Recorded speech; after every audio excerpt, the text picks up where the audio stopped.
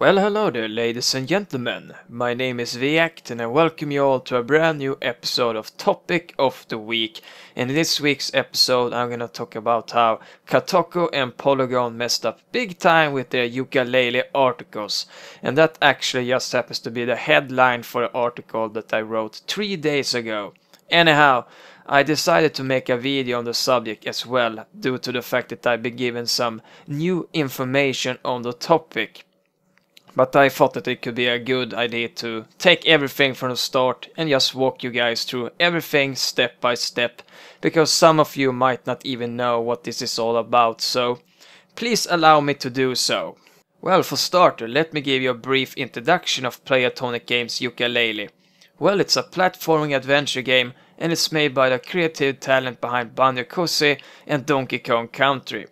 And the game has been a huge success story on Kickstarter. In fact, Playtonic Games actually just asked for £175,000 at the very start of the Kickstarter campaign, but so far they have managed to collect over £1.7 million. So that's a whole lot for sure, and there's still 20 days left on the Kickstarter campaign as well. But let's move on to the next part of this video, shall we? Well, so far so good, right? Well, yes, but this is where Kotaku and Polygon gets into the picture, because not only did they use clickbait, ragebait and journalist tactics when they wrote their articles about Yooka-Laylee, because they also lied about the Yooka-Laylee's Kickstarter campaign as well. Or to be exact, Kotaku and Polygon both stated that Playtonic Games has been lying about or hiding their game budget costs. And that's a fat lie, because you can actually read about the budget cost and what the money will be used for via the FAQ section on the Yooka-Laylee Kickstarter page. So there's nothing more to it than lies and more lies. So I'm going to show you guys what Kotaku and Polygon wrote some days ago, and I'm starting with Kotaku and Patrick Klepek's article. And this is the tweet that got everything started, really, and it was tweeted out by a guy called Cal. And this is what Cal tweeted. Kotaku and Polygon claim Yooka-Laylee Kickstarter is hiding true cost, but don't even check the FAQ. Then it's like a hashtag, deep freeze it. And for those who doesn't know what deep freeze it is, it's like an online list of corrupt people in the video game industry. Anyhow, I got more pictures to show, and in this tweet about Patrick Klepek, he gets trolled by a guy or girl called Games. And this is what she wrote. I don't see it as a mistake. Lately you're writing really strange titles for your articles. They feel clickbaity, not cool. Which Klepek then responds like this. Still learning how to write headlines in Kotaku style. It's a process. Thanks for your patience.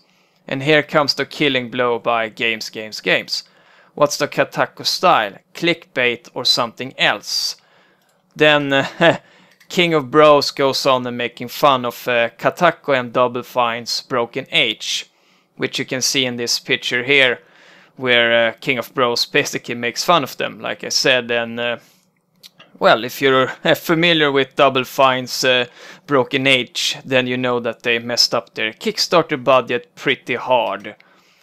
And there's actually a live version of the Kotaku article, so I'm gonna show you that as well, because if it wasn't for all the people that archive things, then we wouldn't even be able to see things like this, because when the shit hit the fan, Kotaku removed the original Yooka-Laylee article, but this is the real thing. I mean, just the headline alone gives me shivers, but I'm gonna read it anyway.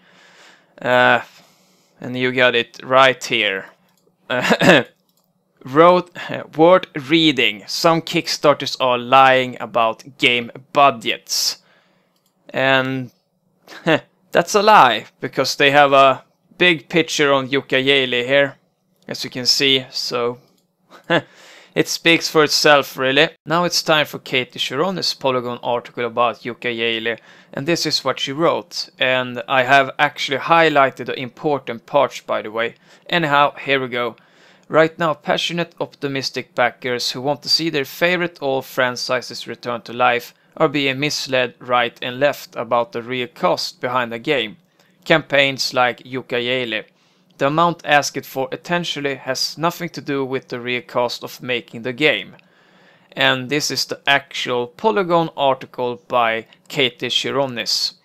And here's the thing, not enough that Polygon lied in that article, Katie Chironis actually had a Kickstarter campaign going on while she wrote that article. The game is called Elisnore, by the way, and one might argue that she had a grudge against the Yooka-Laylee campaign, as her article sounded rather salty, I have to say. But who knows, maybe she was jealous. I know that Kotaku and Polygon is notorious for the clickbait and yellow journalist tactics. That's nothing new, as both sides has been doing it for years now. But I think they crossed the line this time, and Playtonic Games could actually sue both Kotaku and Polygon for libel and defamation. And think what you want about Gamergate, but they have been right about this stuff since day one pretty much. Which will be the part about corruption and the lack of ethics in games journalism. Anyhow, this was everything that I had to say on this matter, but I want to add 2 more things before I wrap this up.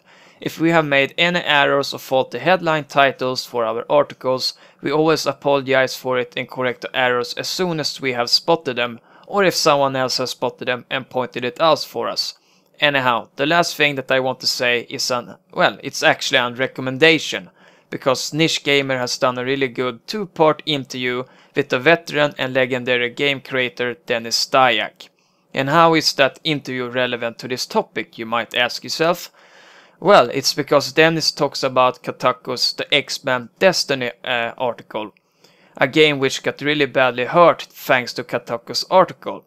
So check Niche Gamer's articles out, and with that said, don't forget to comment, like and subscribe people. So see you around, bye bye. Well, thank you very much for watching our video, ladies and gentlemen. Tons of love to you. Now, don't you forget to click that nice subscribe button up here, so that you don't miss out on any of our new videos. And if you want to show us some support for our videos, then show us some love on Patreon. Speaking of videos, in video number 1 I talk about how Gamergate has changed the games industry, in video number 2 I talk about American McGee and his theft threats, and in video number 3 I talk about how the Honey Badger Brigade got banned from the Calgary Expo. So with that said, take care people, adios.